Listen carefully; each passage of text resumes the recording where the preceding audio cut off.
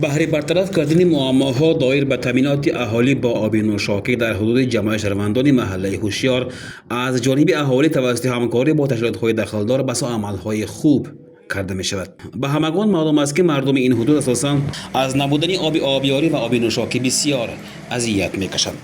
از جانب اهل محله سبزار و شعبه وضعیت فوق‌العاده ناحیه باز به یک عمل بسیار خیر و ثواب دست زده شد.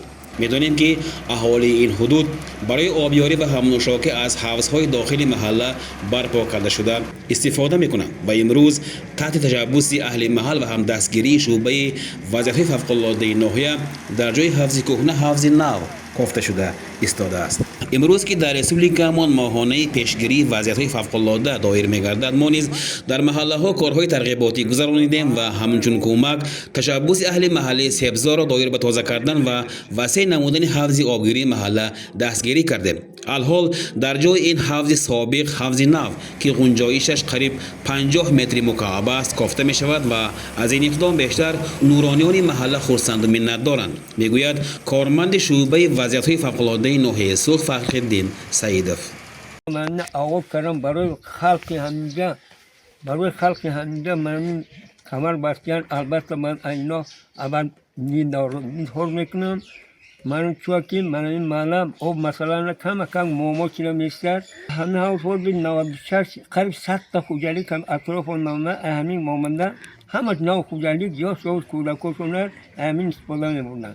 من امروز نه همین دلچیز خون مجبور شده خونوان 2 متر 3 متر حوضای خانه‌ای کرگی اکم خدا نشون ندیه فجر مزار کرده تو فقیر خونه گیرم 3 متر به نمیشتی.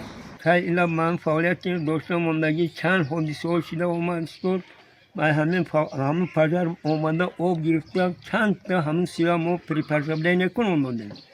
من تویم که همین خیلی اون مثلا ما شده استوین بین دوستو البته من موین آباد کنیم برای من مثلا برای حمایت خیلی خطری همین خلقمو البته خدمت میکنن. البته این آخر من اطراف با محکم میکنیم ای خیلی خطری همین سیاه یا شما همین کودکو البته در نظر داشتن دیگه.